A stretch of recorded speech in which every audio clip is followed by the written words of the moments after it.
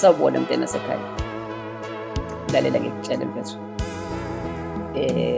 Uyabona umuntu ome nawe izolo, ungenalutho, wakholelwa kuwe at your lowest level, wakholelwa nje kuwe at your lowest level mntakababa.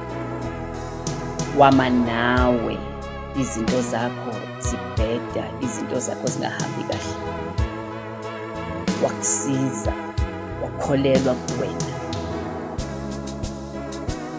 Ungamenzi kusasa akhaliswe. Ngiphindela, ungamenzi kusasa akhaliswe into wena oyenzayo kuyena.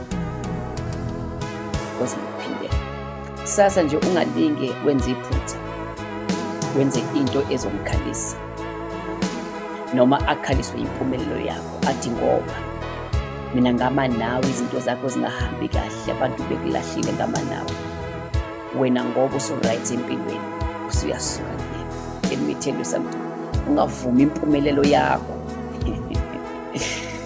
ungavumi impumelelo nje yenze abantu ebekade bengama-pillars akho izolo babe yizitha zakho.